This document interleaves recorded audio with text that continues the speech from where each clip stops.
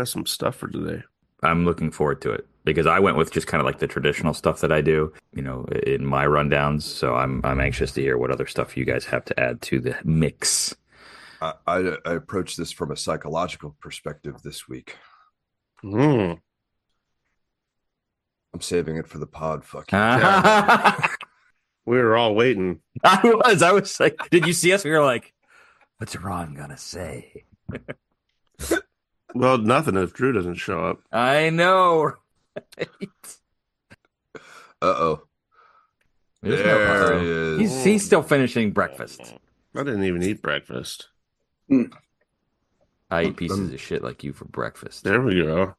You eat shit for breakfast? I eat shit for breakfast. Everyone there in chorus.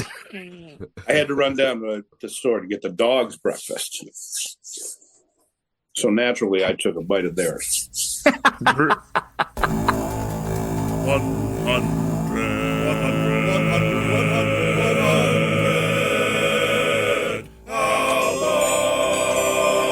I'm Bert. I'm Drew. I'm Ron. I'm Ryan. And this is the 100 Albums Podcast, where we discuss the ins, the outs, and the absurdities of a poster that depicts 100 seemingly random albums. Hey, guys. Hey. I want to be starting something. Oh, I've yeah? got to be starting something. I say I want to be starting something. Got to be starting podding. Yeah. Uh, Woo! Okay, so hey, welcome everybody, our tens of listeners. For those who aren't familiar, or if you're new, this is a podcast where we're talking about 100 albums that appear on a poster, a scratch-off poster. We first went through this project by listening to and reviewing 2 albums a week for 1 year and sharing our thoughts and reactions with each other via video chat. Once we were done, we thought it would be kind of a fun idea to turn the project into a podcast. So this week, we're going to be talking about Michael Jackson's iconic album, Thriller. And I have to say that for credibility's sake, this is the first time that I actually have the vinyl well done, Bert. of this album to talk about. So, I got a story about that. listeners, I'm showing the record here so that the guys can see my credibility. Why don't you drag your fingers across the vinyl to prove Yeah, that scratch it. it's not believable if you don't? It's not, but yeah, I should take it out. Go ahead, Ryan. Well, not to shortchange your collection, which is beautiful. When I worked at the record store, people would come in to sell records all the time, and people would come in and like, well, I've got Thriller in there, as though it was like impossible, as though there weren't billions of copies of it out there. And I'm like, yeah, we've got 10 of them in the rack. But it's a must own, right? It is. It is a must own. It absolutely is. So, before we get into vibe check and kind of first impressions, like we talked about with Amy Winehouse, as you'll recall, we kind of set the stage that, hey, so this artist had some extracurricular things going on. While there's plenty of research and detail about those extracurricular things, I focused on the music, the album, and kind of the musical career. One of the things that I always talk about anytime Michael Jackson comes up in conversation, really with anyone, my philosophy is you got to separate the art from the artist. Just because I like the music, just because I think, this record is awesome, and we'll get into that, does not necessarily mean that I condone the other stuff that was going on in that artist's life. And so, again, kind of setting that tone that we're going to talk about the music and not the stuff outside of that. So, well, there goes all my notes. Yeah. Ryan had done all of the research. So vibe check, guys. First impressions. What does Thriller mean to you? It's a great album. It's a fantastic album. Not necessarily my favorite of his, but a solid album all the same. Yeah, I mean, it's like it reads like a greatest hits album, even though it was released as an album. It's such a departure.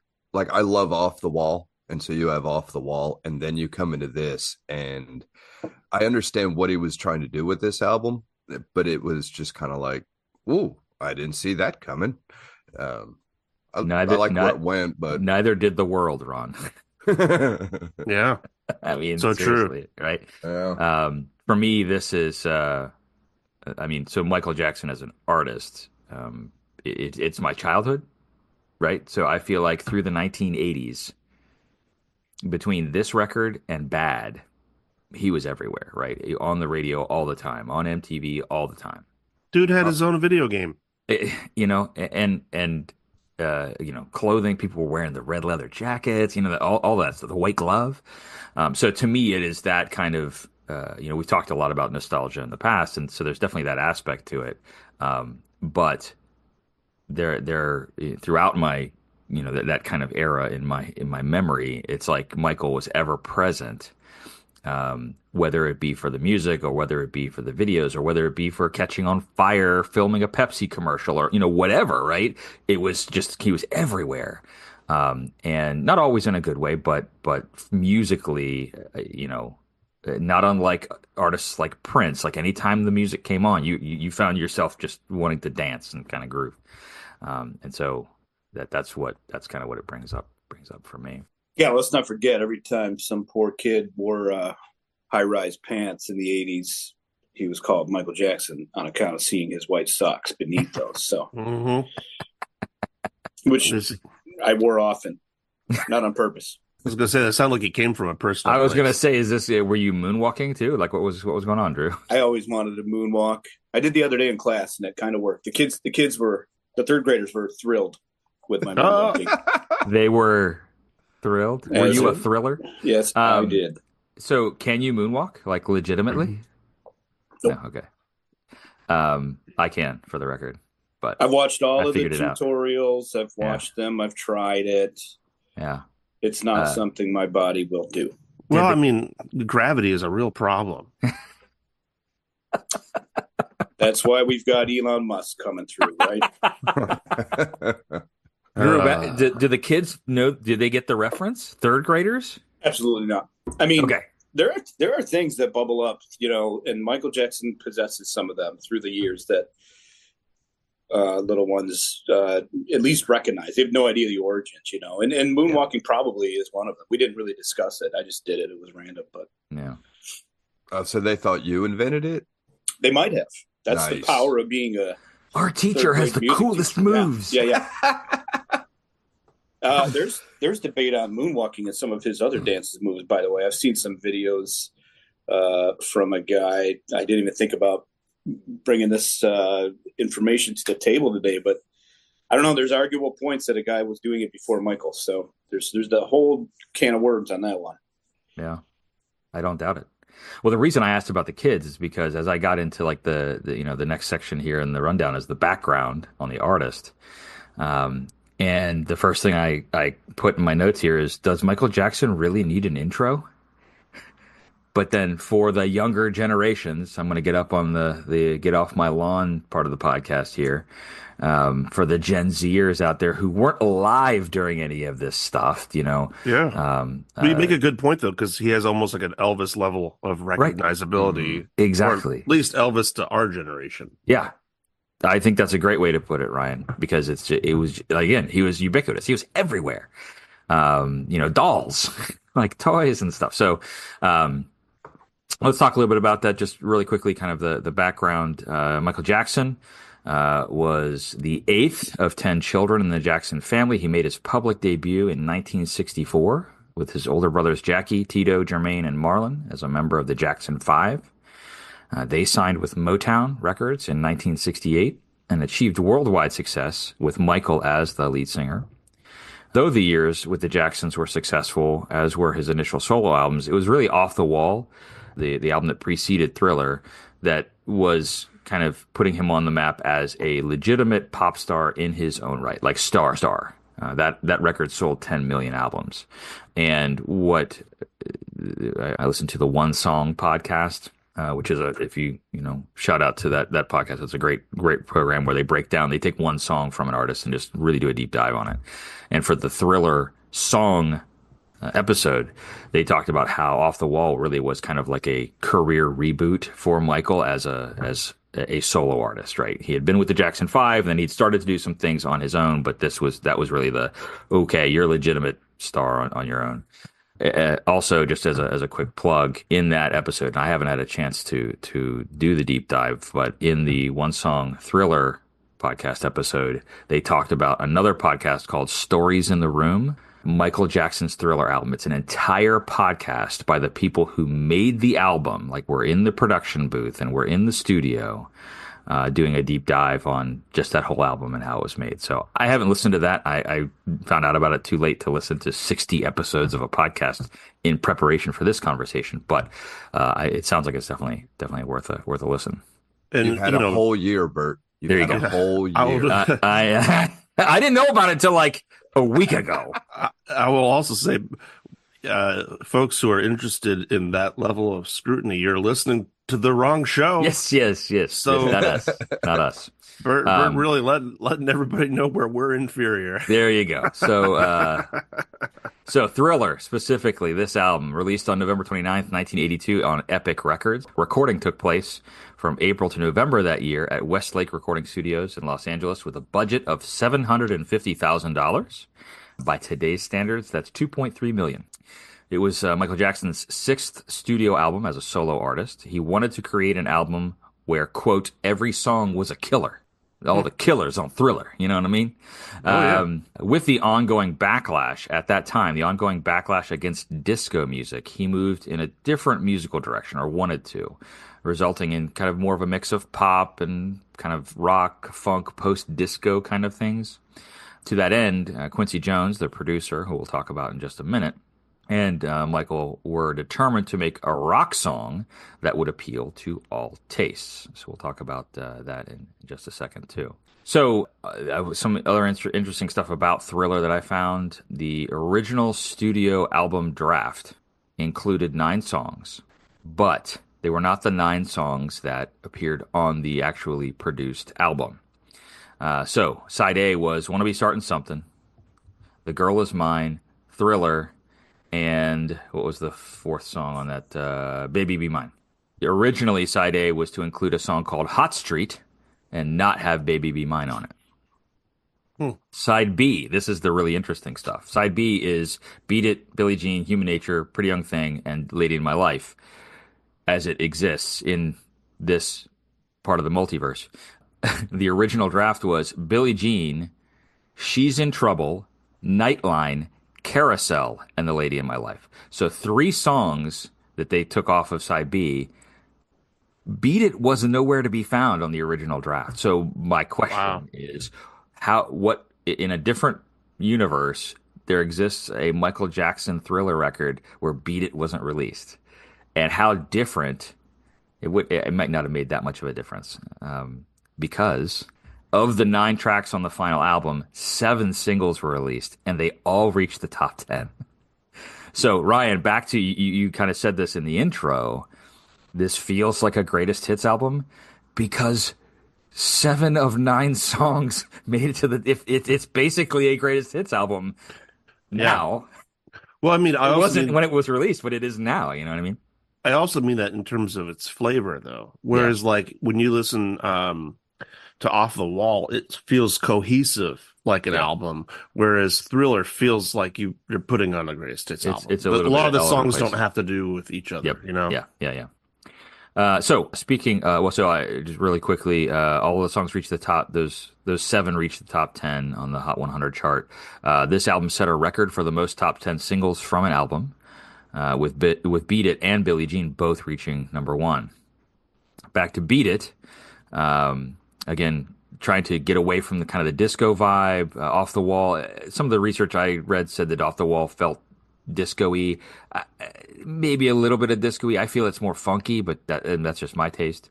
Quincy Jones and Jackson were trying to make a rock song. They spent weeks looking for a suitable guitarist for the song Beat It.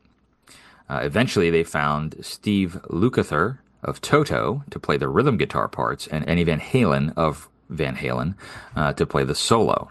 Quincy Jones, quote from the Telegraph at the time, Beat It was really key to this record, with its power, with everything it has, because I said at the time, I need a song like My Sharona. We need a black version. That's a strong rock and roll thing there. That has the power of everything else, Jackson writes. And he says, I got something here, but I don't have any voices on it. It was just what we needed. I decided to call Eddie Van Halen, and I didn't know him, to come play the solo on Beat It. Eddie Van Halen quote in the same article, everybody from the band was out of town, and I figured, who's going to know if I play on this kid's record? I think that's fantastic, right? Eddie Van Halen was like, this is a nobody. I'll cut a quick solo. Meanwhile, it's like one of the biggest songs of all time on the biggest record of all time. So, Thriller, the album itself, peaked at number one on the Billboard 200 chart. Over the course of its career, from then to now, Thriller has spent 652 non-consecutive weeks on that chart.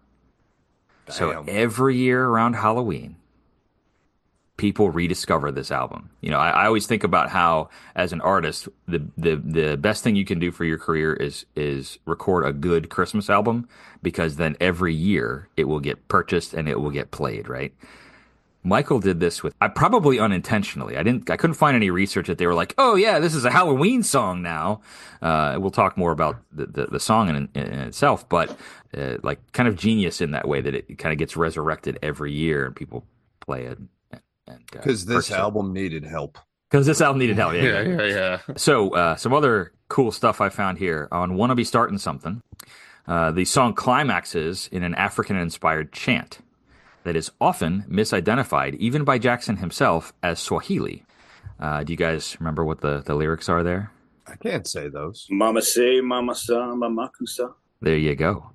This actually is based on syllables from a Cameroonian language called Douala, Manu Dibango's Soul Makossa. So Manu Dibango is an artist from Cameroon.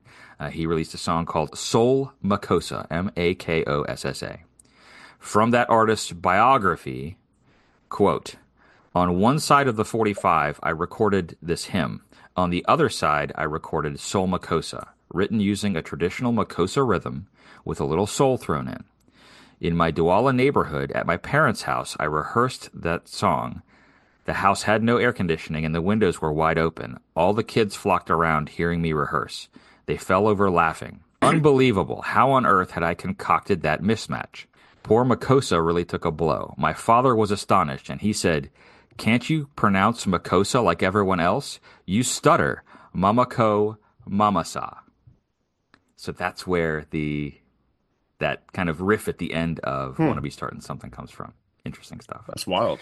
The last thing I've got here about kind of some of the actual music, title track, Thriller, is all synth, with the exception of the vocals and the horns. Everything else is synthesizer, which I found amazing, because I swore up and down you're going to have a live band in the studio, you're going to have someone playing bass, and et cetera, et cetera. But it's all synth. And the dog howling or the wolf howling at the beginning of the song is Michael. So, cool stuff. Production notes. Quincy Jones, the legendary Quincy Jones. He has producer credits on 52 albums throughout his career. He's got 16 of his own as an artist. Producer credits include Louis Armstrong, Cannonball Adderley, Count Basie Orchestra, Ella Fitzgerald, Aretha Franklin, Dizzy Gillespie, Lena Horne, Milt Jackson, Sarah Vaughan, and many others. Quincy met Michael while he was producing The Wiz. Michael decided, hey, I want you to produce Off the Wall. At the time, he was still working on Off the Wall. The people at Epic Records disagreed. They didn't want Quincy Jones because he was too jazz. And if you think about that list I just named, I can see where they'd come to that conclusion, right? Up until the mid-'70s, it was mostly jazz, but then he started producing for the likes of the Brothers Johnson, Rufus and Shaka Khan, that kind of thing. Michael fought for Quincy Jones and won out, which is a good thing, given that Off the Wall sold 10 million records, and we'll talk about Thriller's stuff here in just a minute. So Quincy Jones worked on Thriller with engineer Bruce Sweden and songwriter Rod Temperton. Rod Temperton, a white guy from England who's in a band called Heatwave, which you may remember, Boogie Nights, The Groove Line, songs like that. They caught Quincy Jones' ear, and he contacted Rod Temperton and said, hey, I'd like you to join my production team for writing and producing songs. The first song that Temperton brought into the Quincy Jones team was Rock With You. Rod Temperton, in an interview with Pete Lyle, said, quote, originally when I did my Thriller demo, I called it Starlight. Quincy said to me, "You managed to come up with a title for the last album, Off the Wall. See what you can do for this one." I said, "Oh, great." So I went back to the hotel, wrote 200 or 300 titles, and came up with the title Midnight Man. So that was what the album title was going to be called, Midnight Man. The next morning, I woke up and I just said this word. Something in my head just said, this is the title. You could visualize it on top of the Billboard charts. You could see it, the merchandising for this one word, how it jumped off the page as Thriller. Quincy Jones said, we didn't have time for paralysis from analysis. We made Thriller in 8 weeks.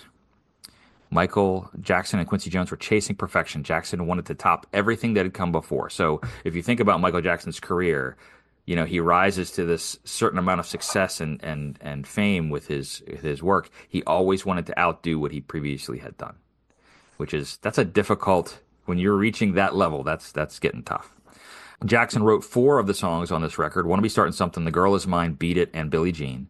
He did not write songs on paper. He dictated them into a sound recorder. And then when he was in the recording booth, he would sing from memory. I thought was really interesting. So, Thriller is the best-selling album of all time. It sold more than 70 million copies worldwide. Thriller became Jackson's first #1 album in the United States. On the United States Billboard Top LPs and Tapes chart, it spent a record 37 non-consecutive weeks at #1 between February 1983 and April 1984.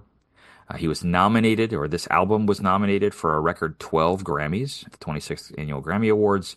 It won 8 of them. Album of the Year, Record of the Year for Beat It, Best Rock Vocal Performance Male for Beat It, Best Pop Vocal Performance Male for Thriller, Best Engineered Recording, Non-Classical, for Thriller, Producer of the Year, Non-Classical, Best R&B Song for Billie Jean, Best R&B Vocal Performance Male for Billie Jean. Michael Jackson is one of the best-selling artists of all time. He's estimated at sales over 500 million records worldwide. And the research that I could find tells me that he is second only to the Beatles. They're the only other artist who has sold more albums worldwide. For everybody's reference, top 10. Number 10, Rolling Stones. Number 9, Pink Floyd. Number 8, Rihanna. Kind of surprised me on that one. Number 7, Led Zeppelin. Number 6, Queen. Number 5, Madonna. Number 4, Elton John. Number 3, Elvis Presley. Number 2, Michael Jackson. And number 1, the Beatles, for the top 10 best-selling artists of all time. I'm going to take a sip of coffee now. Who wants to add to the research? All right. So taking off of your point about the money aspect, Michael Jackson earned $134 million just off Thriller, which the equivalent today is $306 million. Now, yes, we're not going into his personal life and all that, but the man has bought some weird shit through the years. And I can only imagine that I make an album and I start making deposits of $306 million. The dumb shit I'm going to buy too. Yes. What are you going to buy, Ron? Everything I want. Guitars, cars. Hey, I'm in a store and there's the Elephant Man. Shit, I've got the money. Buy whatever the hell I want. What store is the Elephant Man in? It's a very special store, Bert. Black Everything's market. got a price, Wonka. Going to be like REI or something? I don't know. It's in the airport. But Airport gift shop. But I mean, over his lifetime, in adjusted for inflation money, the man made $2 billion. Like after now that he's dead, his estate's making $115 million a year on royalties. The man sold some albums, made some loot. I just found that thoroughly impressive how much that was.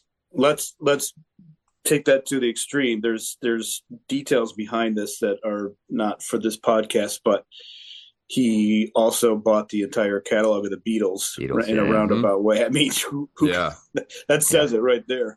That's a lot of loot. Yeah. Well, not to mention endorsements and all that other stuff. I mean, we talked about the Pepsi. You know, I mentioned kind of catching fire or whatever, but he had a whole thing with Pepsi throughout much of the 80s, which I'm sure was a lucrative deal. His shows, like if you went to a Michael Jackson concert, it was Madison Square Garden, you know, the largest venues possible and that kind of thing. So toys, all the other merchandising. I mean, Rod Temperton was right. You could see it on the Thriller, like so Well, yeah. I'm glad you brought up Temperton because that's I was hoping that I was going to be able to reveal that because Oh, I sorry. love the band Heatwave. Yeah. And if anyone has not listened, I tell you, listen to let's see, Central Heating. Yeah. It is a killer album, and he's the synth player. So if you want to hear the birth of all those Michael Jackson songs, Billie you Jean. Yeah. you can hear him Yeah. playing it. Like literally, let's say he did Thriller, Baby Be Mine, Lady in My Life, Off the Wall, Rock With You. I mean, he's such a contributor to Yeah. the success of Michael Jackson. And in his own right did awesome with Heatwave, in Yeah. my opinion. So Um, I never realized he's that guy sitting there playing synth on that video for Mhm. for Well, I read some Boogie Nights. info. I read some info. Quincy Jones heard the Heatwave songs and was like, "Hey, I want to find out who's writing these songs." Da, da, da, da. And he was like shocked to find out it was this white guy from England. like well, like shocked, like if I you look can't at the rest of believe. the band of Oh yeah, Heatwave yeah, too, he sticks out. yep, Yeah, You that's know, what I mean. yep, but like some of those, like anytime the music gets a little like out of what you would normally put in a pop song, those are all Rod's little touches. Like yeah, that part where he's like, I don't try to remember what the lyrics are. Gonna share a killer, thriller, chiller, thriller here tonight. Right? That yeah, like that, which should never happen in a pop song. A big hemiola like that with all those yeah, drastic chord changes. yeah, That's Temperton. yeah, So just throwing that in there. I was really happy about that. I want to talk a little bit about some of the backlash of the album, if there's time for that before we get yeah. into the music. Absolutely. So, in my research, one of the things I pulled up was, because of its commercial success, and in particular with its the videos, which we'll get into MTV in that later, it was not always a welcome success among the African American community. So I have here, this is from, and I know I keep returning to Khalif Sanaa's book, but man, he's got some interesting stuff in there. So author Nelson George, in his book, The Death of Rhythm and Blues, he saw acts like Michael Jackson as an unwelcome compromise to assimilate into white mainstream. And he said, Black America's assimilation obsession is heading it straight toward cultural suicide. And specific to Michael Jackson, he said, Michael Jackson's nose job, often ill-conceived makeup, and artificially curled hair is, in the eyes of many blacks, a denial of his color that constitutes as an act of racial treason. Add to that a disquieting androgyny, and you have an alarmingly unblack, unmasculine figure as the most popular black man in America.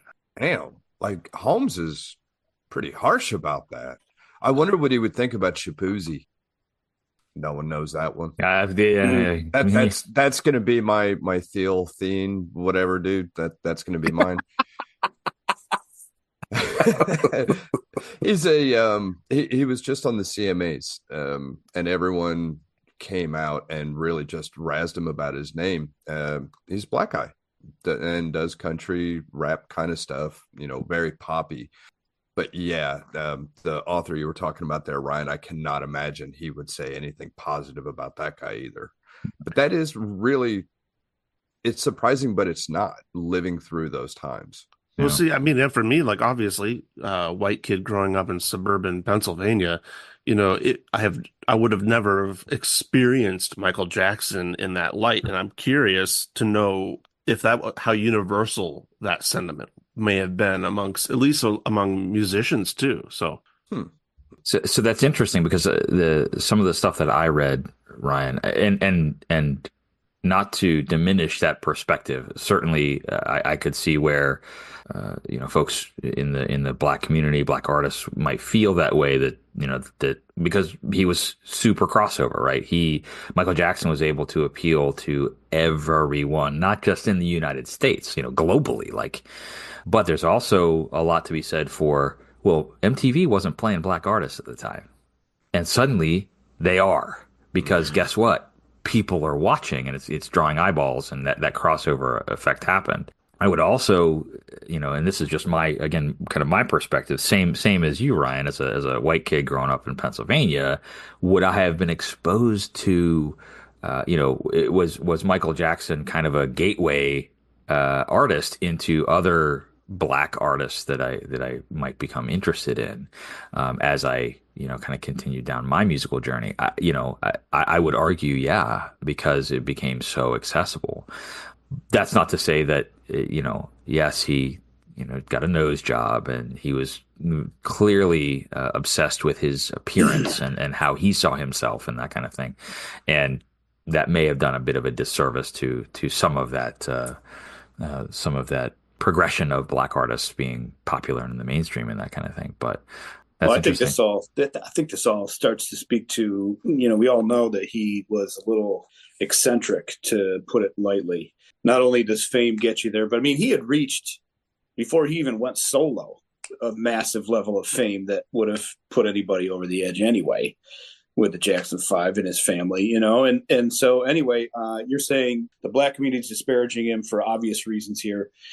Let's not forget the racial undertones of the white community not allowing their child. I've got a very close friend who was very shunned for listening to him because he was black in the 80s. There's stories about that. And so it's like, oh, nobody likes Michael Jackson, but everyone does, yeah. Except for everyone does. Like, it's just, it's weird. What a strange paradox we have. Yeah. There was also something that I had read about the notion of The Girl Is Mine being the first kind of mainstream depiction of possible interracial love, interracial romance, because Paul McCartney and Michael Jackson are arguing over a paramour, and he's white, he's black, so they're arguing over someone who could be white or black, and either way you look at it, it's going to be potentially an interracial relationship. So, didn't Star Trek bust that? What? Star Trek, they had an interracial thing, didn't they? Oh, yeah. Well, William Shatner. I mean, yeah. But we'll come back to the songs. that song here in just in a little bit. But can we just start talking shit about it now? No, not yet. Save it for the pod. We're in the pod, damn it. I didn't ask ahead of time, Ryan, but do we have a new advertiser this week? If we take a moment to listen to hear from this week's sponsor?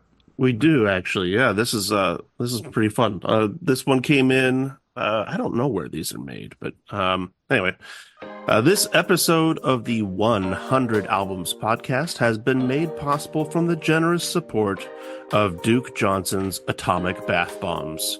The bath bombs for men. Destroy bath time with Duke Johnson's Atomic Bath Bombs. You guys have heard of these, right? No. As of now, yeah. Oh, they're awesome. I mean, when they came to market, I'm sure I wasn't the only one to say, finally, a bath bomb that is hyper masculine, so I can take a bath without troubling, my fragile masculinity. For those of you at home that have not seen these, by the way, on the shelf, they are breathtaking. They look like, something that fell off an airplane and explodes into your bath. And they're not girly. I mean, they feature colors like gunmetal and battleship gray and black and army green. According to the package, these bath bombs are formulated specifically for men and their needs, leaving you feeling clean, your skin soft, your hair full and lush. But also, just listen to these badass aromas. They've got bourbon cask, cigar box, sawdust, diesel fuel. Yeah, these are not messing around. Now, I haven't had one yet, but I'm told that after the atomic bath bombs dissolve in the tub, there's a little prize inside them. I've only been able to confirm one of them on Reddit, and it said that it was a piece of measuring tape, but the inches are actually centimeters, and it was labeled as confidence boost. Anyway, if you want to bathe like a man, you're going to want this. Duke Johnson's Atomic Bath Bombs. The bath bombs for men. Guess what you're all getting made for in Branson, Christmas? Missouri. 'Tis the season of giving gifts. Oh Well, my God. That sounds like a probably great not. stocking stuffer. Actually, yeah. Yeah, so if you're hearing this podcast and it's March and you're thinking already about Christmas 2025, this will make a great stocking stuffer. It'll actually be February, but okay, close enough. That's a very No, good. no. Hey, that's perfect. That means the ladies can get them for their men for Valentine's Day. Well, potentially. It's a great Valentine's. It is. gift. You know, It it's is. it's a Valentine to yourself, really, isn't it? I mean, I want to bomb myself. So Duke Johnson is he related to Duke Nukem? I don't. I will Oh, the say, whole nother. Duke Or Johnson. Duke Kaboom? I believe they're a part of Duke Johnson and Johnson. Well, that would make sense. So Procter and Gamble, if you're hearing this, if you wouldn't mind sending us a couple of samples, we'll do a whole mini that reviews the bath bombs. I'm curious to see what other prizes come inside. So Yeah, that's interesting. Probably shell casings. I'm wondering. Also, I want to know, like, if because I've only seen the picture. Rusty nails. Yeah, does the water also turn black? Like how far does this go? I'm very curious. So Good stuff. All right. Good, bad, ugly, baby. What's good? What's bad? What's ugly? What's striking you about the album on re-listen? The girl is mine. I just I can't do it, y'all. The line, the doggone girl is mine. I just it gets me. I can't do that song just for that. And it's super soft and super squishy, which is not my wheelhouse at all. But oh God, that song I can't do, y'all. this is what I love about Ron is we start the good, bad, ugly section. And he skips right over good. He's like, I gotta get this off my chest, y'all. Dude. Well, I mean, this album is chock full of good. I mean, absolutely.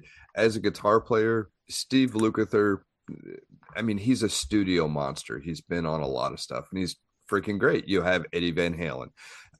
Most of that stuff, because this album is so damn popular, everyone knows the good. They've heard the good. So, I mean, I kind of feel like I'm beating a dead horse on that one. But that one, yeah, I had to get that off my chest, Ryan. I don't blame really you. bothered me. I look at this as therapy, sir. You've got a friend in me because the girl is mine is terrible. Yeah. It is awful. So What makes it what makes it even worse is if Bert, you're talking, I didn't do the background research you did, but if that song really was meant to bridge the gap between the black and white population, then God help us all. Well, Oh so my God. here's okay. So I this isn't my hot take, but it could have been a hot take. So we go through good, bad, ugly, and since we're talking about this song, there's always the question: what one song would you remove from the album to make it better? And that's this song for me. And I think it sounds like we're in pretty much an agreement here. But if you removed "The Girl Is Mine," so Paul McCartney and Michael Jackson each guested on each other's records, right? So Paul McCartney did "Girl Is Mine," Michael Jackson did "Say Say Say" from Pipes of Peace, Paul McCartney's record, and so they did the pop record, the pop song on Michael Jackson's record, and the R&B song on Paul McCartney's record. They should have just switched them. "Say Say Say" should have been on Thriller, and "Girl Is Mine" should have been on Pipes of Peace. And that's kind of my thing. It's like, okay, why did you, was this a conscious choice? Probably. It just says, as FYI, "Girl Is Mine" was the first song that was recorded. Like when they started recording Thriller, they had Paul McCartney in the studio, and that was the first thing that they did. So my hunch is that then "Say Say Say" was kind of an afterthought, or it happened later. But that was my thought too, guys, is that no, "Girl Is Mine's got to go." Melissa loves this song. She's going to be absolutely embarrassed that I'm telling this story, but as a child, she had this album, like so many people did, who then traded them in at record stores. But she would listen to that song and pretend that Michael and Paul were fighting over her. Oh, that's adorable. I know, Oh, right? that's so cute. What else? What's good? Let's we talked Yeah. about Girl Is Mine. Go back to good. Well, I think again, as a kind of greatest hits album, it covers so many styles. I think that's pretty accomplished. I mean, there's the ballads, you got the disco funk thing, you've got pop songs. Yes, there's the quirky duet, but I mean, like it covers a lot of ground. And I don't want to do a direct parallel here, but kind of how we discussed the Stevie Wonder marathon album and how much variety is involved in that. I would say that that's a more cohesive, better album. But anyway, I just think it's startling to me. Like, obviously, I mean, you mentioned it earlier in the podcast how many hits came off of this. I can't imagine writing one hit that anyone would ever want to listen to on repeat. You know? Yeah. And these aren't like small hits. These are songs everyone knows. I think people who didn't grow up with this album, if they knew Michael Jackson's music, would be shocked to find out they're all on this record. Yeah. Oh my God, this is on here too? It kind of feels that way when you're listening to it. Like, even when you know it, you're like, oh yeah, this one's on here too. Yeah. But I mean, if you look at it though, you've got Quincy Jones, you've got a lot of people supporting it with the frame of mind of, we want to make this a thrilling album, and every song is a damn single. You go into that and you have those kinds of resources behind you, plus the media push and everything else. You've got a damn good chance of success, and if that's your goal, damn, they met it on this one, knocked it out the park. Yeah, I think though, along with that, that's why it's not as cohesive, because I mean, when I didn't realize how few songs he wrote on this record. And I know that Michael Jackson is a total workhorse, and he puts the time in and more on the production and the recording, and I'm sure the creation beyond songwriting. But I guess I don't look at this as necessarily a Michael Jackson album, and that's probably why it feels so disparate at times. Interesting. When we talk about albums like, what did we say about we're doing before the Who album, and calling that Or Pete Townsend album. Pete Townsend album. Yeah, Sorry, yeah. Coming up with this top of my head here, I can't think of stuff. And everybody calls certain Pink Floyd albums Roger Waters works. This is the opposite maybe. And so there we have our uncomfortability of the cohesion of the songs, despite there being amazing songs. Well, and is there 3 videos that came out with this album, or just 2? I'm trying to remember. No, you had Beat It, Billie Jean, Thriller. I think there was a video for Girl Is Mine too. Is there? Okay. I think so, yeah. There's gotta be. But I mean, the media Unfortunately. campaign just behind this, I mean, I remember begging my parents on repeat visits to the video store. We all remember the video stores, to get the Thriller VHS that had the making of Thriller. I probably watched that God. thing Yeah. 20 times. I read a bunch of stuff. I didn't include it in the rundown, but I read a bunch of stuff about how they wanted to charge. Initially, they were like, "We'll charge people like $95 for a VHS of the video and then the making of." And the company that wound up purchasing the distribution rights for it was like, no, because it plays on MTV like twice a day or twice an hour, every hour, blah blah blah. We're gonna charge like $24.95 or something, and they still made a humongous killing because people went out and bought it.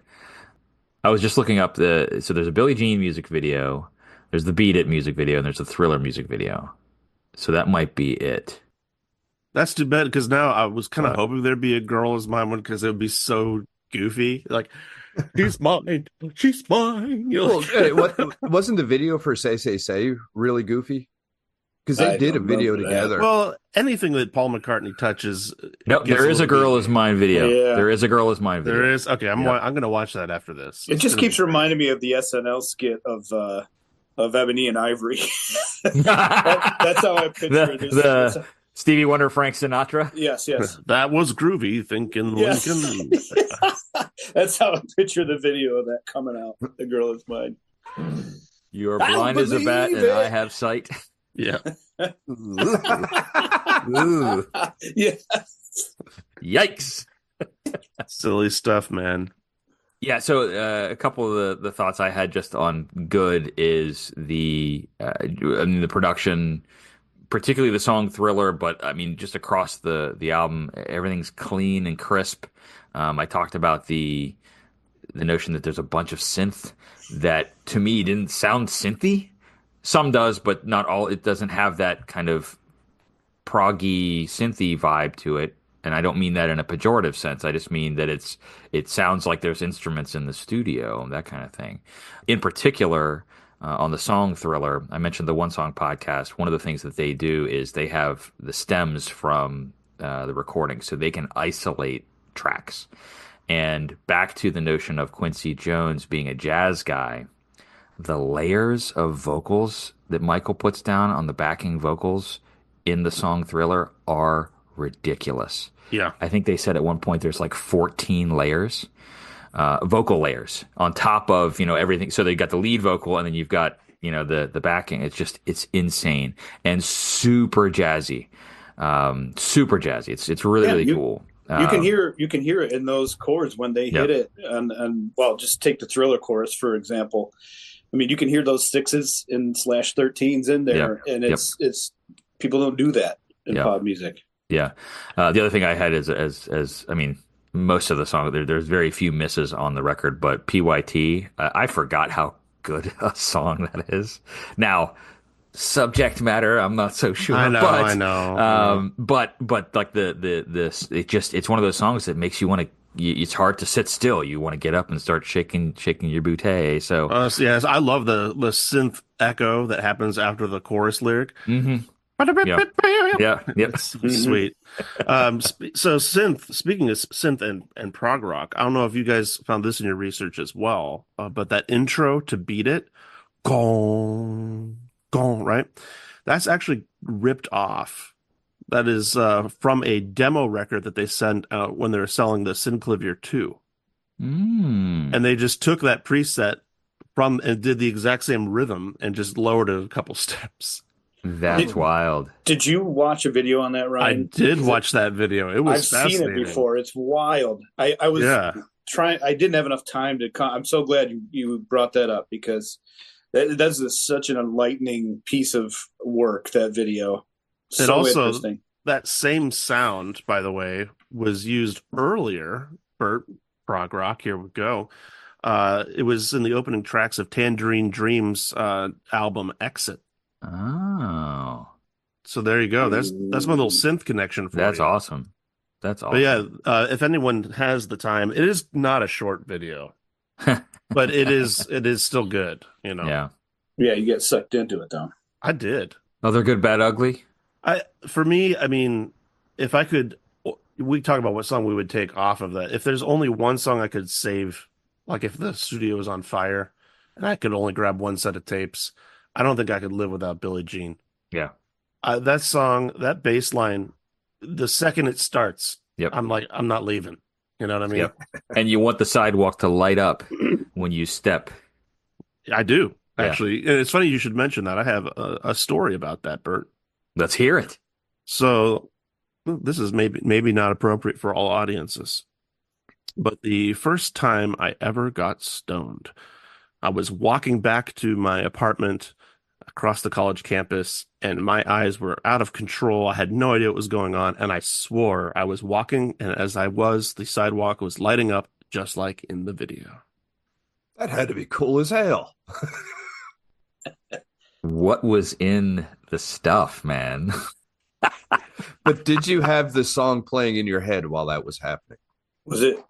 It wasn't Propofol, was it? No. That's funny. That's a Michael Jackson adjacent memory. Thank you. There you go. Unrelated to Good the poster. Yeah. Well, results and ratings. So no, I'm sorry. We're still not quite done with context. Where does this album fit into the artist's discography or career? Is it the pinnacle of their achievement? Why or why not? Yeah, this is it. because of the sales and what it did for Michael Jackson. That's my take. I disagree. Let's hear it.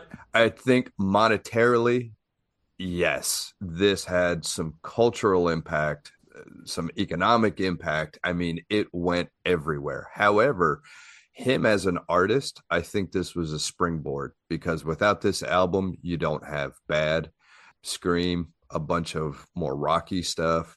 I think this album started him spreading his wings into other things. So I don't think without this you would have had some good spots in some future albums. Which album had Man in the Mirror? Bad. That was Bad, right? Yeah. Yep. Mm. Man, you see, it is hard to decide because they both came out at a time in my life where they were both huge. Mhm. Yeah. I would say after Bad, I could draw a line and say that at least my own personal interest in his career declined drastically. Oh yeah. But Mhm. I'm not sure. I mean, obviously this one's just sold so many more copies and everyone knows it. So yeah, I could do like a toss in the air on that. Yeah, well, I mean, he used the same formula with Slash and that damn song and Black or video. White. Yeah, yeah. Which when I heard Slash was going to be on a Michael Jackson song, I was like, all right, yeah, I want to hear this. And then I heard it and I was so freaking disappointed because it's just him playing a rhythm Yeah. and one solo. I mean, it was cool, but yeah, that Yeah. wasn't didn't fire out like you wanted it to. Yeah, it wasn't Eddie Van Halen coming back.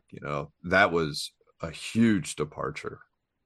I was just going to say, Ryan, in the middle of your statement, that like at this time in all of our lives, we're pretty close in the same age here. We were, speaking for myself anyway, you start paying attention to what's on the radio around you and the TV. And I think that's one of the hugest memories from them was just hearing these songs all the time on the radio, no matter who was listening or where you were. And I mean, we've said it before how big it was, but being a little kid at that time, you start seeing the world around you, and this was right then. So, Mm-hmm. So it's funny you talked about Ryan. I 100% agree with what you're saying about kind of the arc of Michael's career and kind of what you were paying attention to. Because if prior to prepping for this episode, if you just said, "Hey, what was the album that came after Bad?" I would not have been able to name it. At least not right off the top of my head. Right? It's Dangerous for the record. But the funny thing about kind of what we're talking about here is, so we've kind of talked about the singles that came off of Thriller, and 7 of 9 were top 10 charting, that kind of stuff. On Bad, you had Bad, The Way You Make Me Feel, Man in the Mirror, Dirty Diana, Smooth Criminal. So 5 of 11 that to me are, again, quintessential Michael Jackson songs. You get to Dangerous, Black or White, like Ron said, Heal the World. Ooh. Like the rest of these songs, Jam, Why You Want to Trip on Me, In the Closet. and then you get the Oprah interview. She Drives Me Wild. Remember the Time. Remember the Time was another one. I remember that. Yeah. Can't Let Her Get Away. I was like, I've never heard of these songs. Give In to Me with guitar solo by Slash. Did you guys know that Slash did a second song Oh, on that album? I didn't know that. And I really So- like that song. That's a good song. Is it? So I'll have to listen to this album now. But so to Ryan's point, once Bad happened, and Bad came out, what, in 88, I think? 87, August 31st, 1987. So that's late 80s. And after that, then I stopped paying attention to Michael. I don't know, but, or stopped, maybe he wasn't quite as everywhere as he had been after Bad. So it's interesting. Also, I still maintain that Thriller was the top. listen to the warning signs too on the album titles. Yeah. Off the Wall, Thriller, Bad, Dangerous. It's not subtle. Stay away from him. Invincible. That's funny. It's a threat. It's a threat. So Okay. Bert. Yeah. Where did this land in the rankings? That's a great question, Ryan. So I gave it a 7. Drew gave it a 6. Ryan gave it a 7. So this is one of those rare moments when Ryan's ranking is above Drew's. Our overall, or score rather, our overall score was a 6.67, with which put Thriller as number 40 of 100 albums. Ron?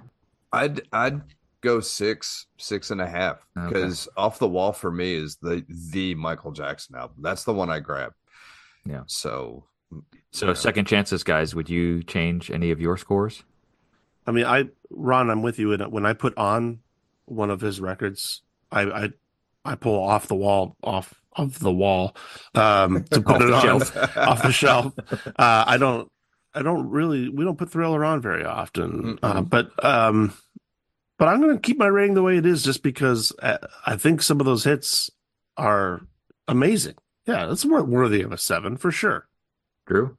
I've been having trouble queuing up my list here, but I'm trying to find where it sits with me here. I think that I would keep it at 6, just relatively speaking, and I can't find it on my list to compare it to the others. So yeah, we'll save my drowning here and just say I'd keep it the same. Oh, there it is. It's below Folsom Prison. I have it at 44 out of 100. Looking at the people above it, I would probably raise it a little bit, but I'd probably keep the 6. I would definitely go up a little bit. I think 7. I don't know what I was going through at the time, but definitely a 7.5, if not a little bit higher. I agree with both Ron and Ryan that Off the Wall is, for me, is the Michael Jackson album, but this is a close second. There's some really good stuff on here, and Bad is really good as well. I mean, like, and part of that's, again, going back to like the nostalgia and the stuff that you're kind of experiencing as a wee lad. I do have a question for you guys.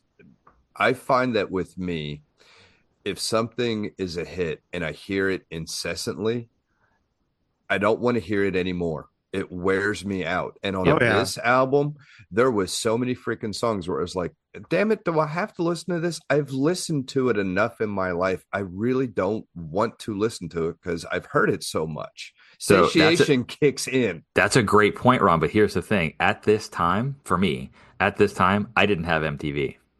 I didn't either. So I didn't feel as much of what you're talking about. I do today. I mean, yeah, and I understand the concept too, for sure. I mean, it's ruined a lot of music I like.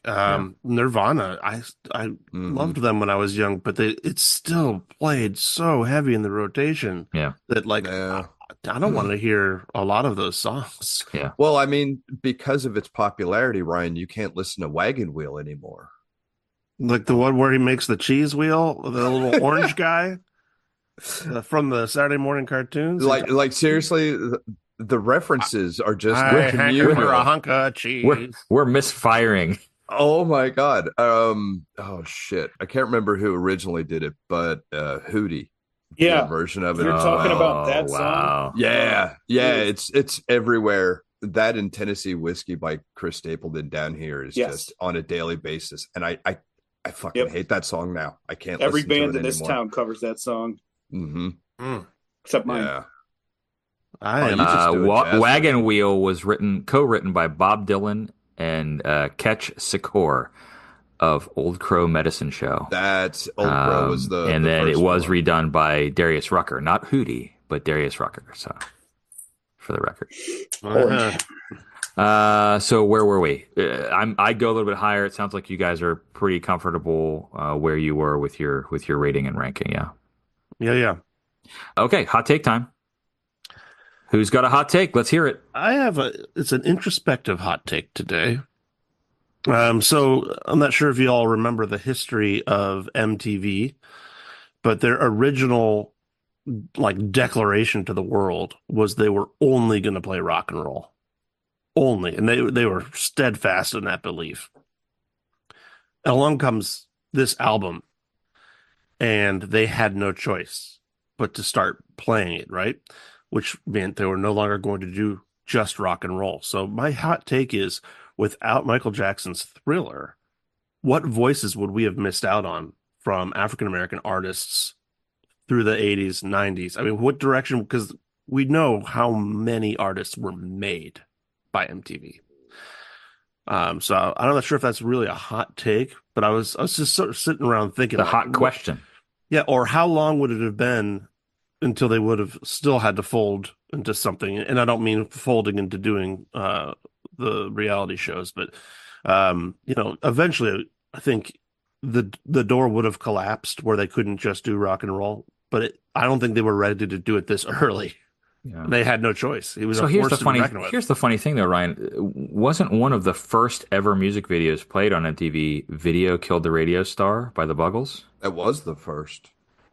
I don't think of that as rock and roll. So just putting that out there, not to diminish your question, because I think it's a there would never have been Yo MTV Raps or like some of the programming that was geared toward hip hop, R&B, kind of black artists, primarily black artists, that kind of stuff. And like they're like Run DMC's collaboration with Aerosmith would have never happened because they would have been like, no, we're not doing that. Yeah.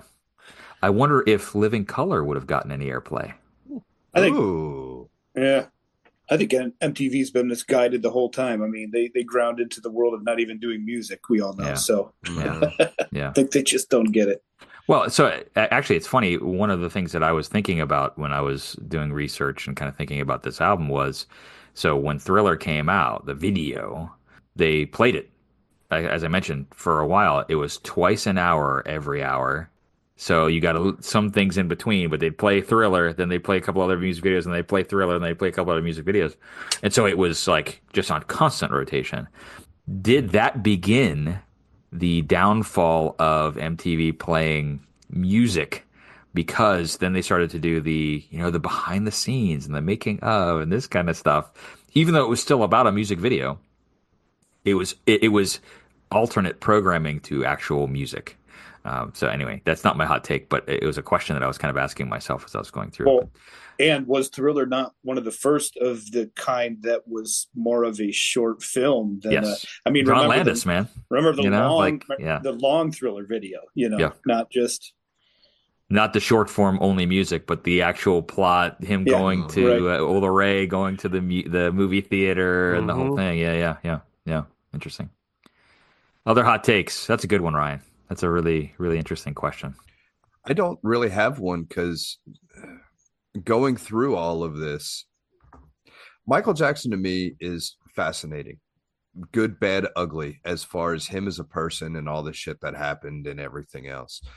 Looking at how he grew up and how his life unfolded, not excusing anything, but you can see kind of why he did the shit he did. And so, with the exception of Off the Wall, that I listen to purely for musical enjoyment, the rest of the stuff, I wind up thinking about his life, where he was in it, and how it impacted him as a person. And so it's not a hot take, but it's a continual thread of listening to any Michael Jackson. I mean, we've rattled off all his damn albums damn near later in career. And it's kind of like, all right, this is what was going on. How does that reflect? How does that shape? So without going down that rabbit hole here, that's really where his music takes me. Interesting. My hot take is, without Michael Jackson, we would not have had Weird Al Yankovic, or at the very least, he would not be as successful as he is. Interesting. Because what song put Weird Al on the map? Like what? No. Eat It. I was going to say Eat It. Oh, Eat It was the first thing that like people were like, oh, like this guy actually has some talent. Like he took a Michael Jackson song, and of course he did do Fat later on. You're absolutely right. But those are the two that I think were the monster smashes. But obviously he parodied other artists. But my thought was, I was listening to an episode of Questlove's podcast where he interviewed Weird Al, and Weird Al talked about how when he was filming UHF, or he was slated to start filming UHF, he got invited to be an opener on a Michael Jackson tour, and he had to turn it down. And I was like, oh my gosh, like that would have been a killer show, but can you imagine the culture shock when you're sitting in the audience? Yeah. That would have been a weird audience. But this Weird Al guy that just show up and he comes out with a freaking accordion and But so anyway, that's my take is that Weird Al would not have achieved the success he did at the same level he did without Michael Jackson. So a little bit different than Ryan's hot.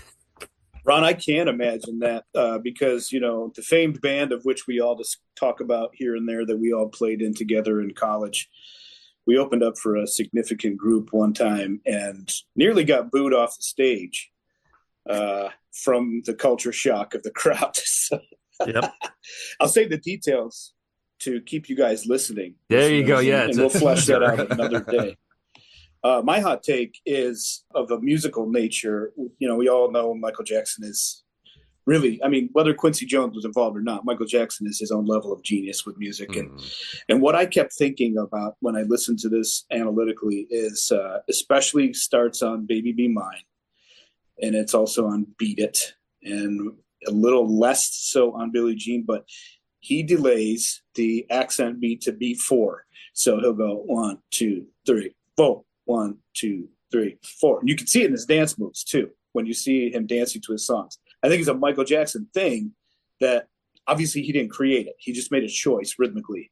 But man, it gives this great feel that is, to me, pretty unique. And it pulls it away from the disco feel, which is where he's pulling his ideas from. So that may be where he separates from the funk disco that he's brought up on into the pop music of the 80s. Because, you know, then he goes back, PYT, he goes back into a straightforward 2 and 4 accented beat.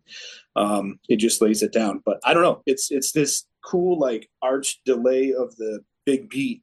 And I think it's really cool. And I feel like it's a Michael Jackson thing. I need to look into it because maybe somebody did it a lot before him. But I think that was a big move on this record.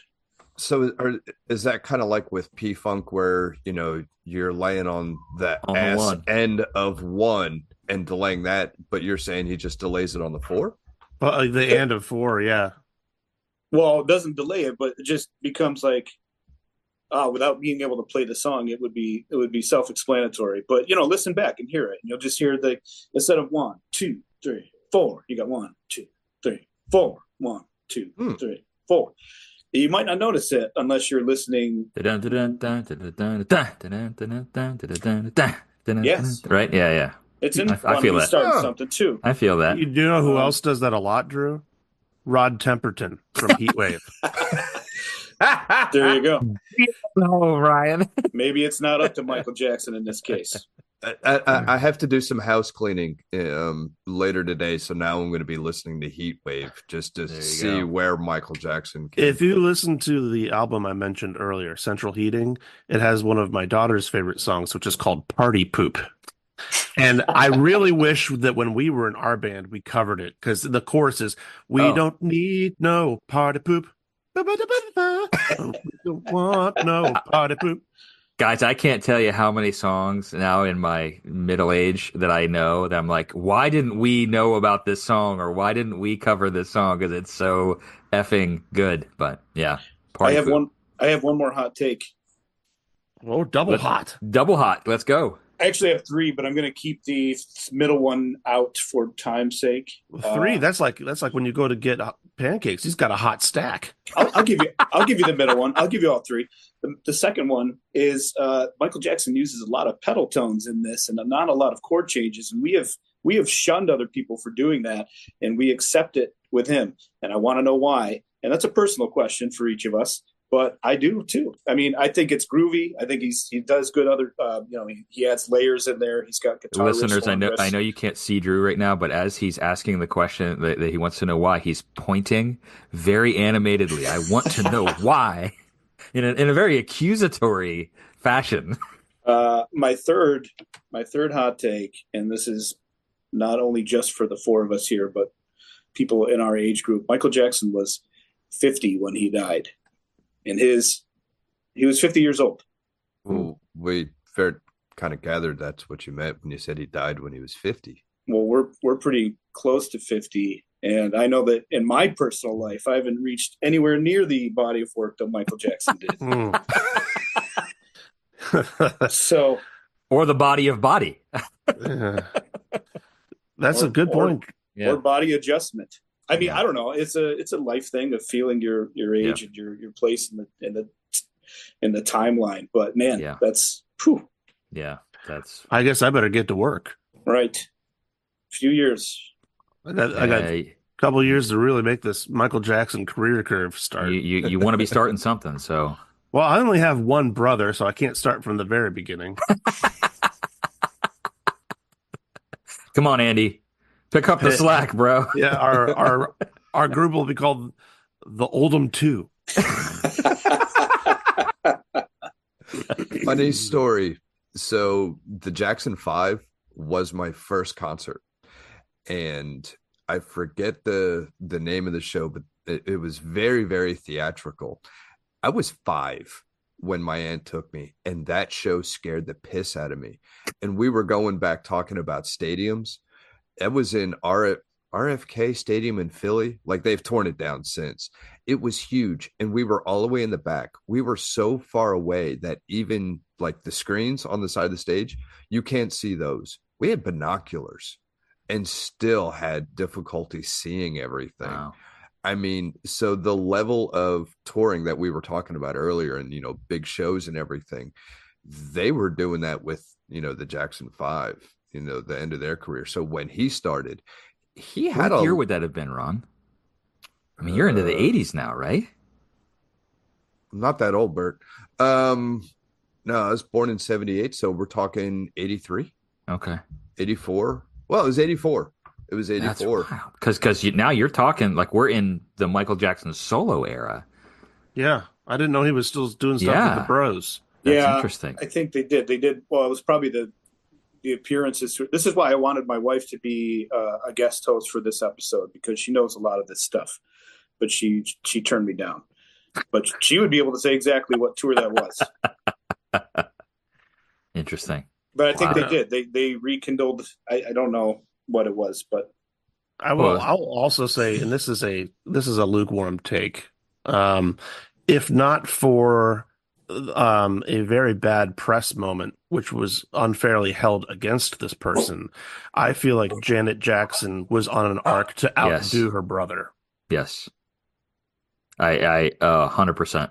So it's funny. The other night I was listening to this album, and after this album was done, I threw on "Control" by Janet Jackson, which is just a great record, on par with this in my mind, But yeah, you're absolutely right, Ryan. I feel like she was unfairly. And Rhythm Nation. Oh man, Rhythm Nation. Lord. That's it's sick. Yeah. Sly and the Family Stone samples. Come on, it's so good. Let me ask you guys this question, and listeners at home, let me know what you think. If you were going to go to a Michael Jackson Thriller themed restaurant, what would it be called, and what do you think they're serving? I think I would go to Pretty Hot Wings.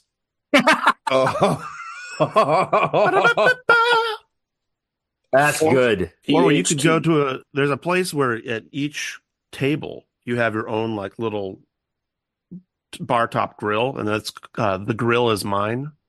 I said that's funny. I was going to go with the gravy in my life, but it's a Thanksgiving themed. Oh, that's good stuff. Or just griller. Well, right in. Griller. Just griller. That's the obvious. That's easy. Yeah, nice, Drew. Good stuff. I think please do write in, folks. We're compiling these now. Yes, and I'm told we're gonna have a mini-sode. Well, we will. When we start to get responses other than our own. I received one, which is a pretty good. That means at least someone took the homework assignment seriously. Yes, understood the assignment. So to that end, please write in. Tell us what. Where do they write, Bert? What restaurant you're eating at that's Michael Jackson or Thriller themed? That would be 100 albums at bertislo.com. That's 100 albums at bertislo.com.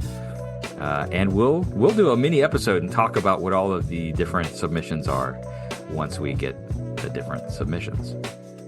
So next week, guys, we're going to be talking about Johnny Cash, the Man in Black, at Folsom Prison. Sure to be a great conversation, as they always are. Until then, thanks, fellas. Good to see you. Yep, I'm going to beat it. Oh.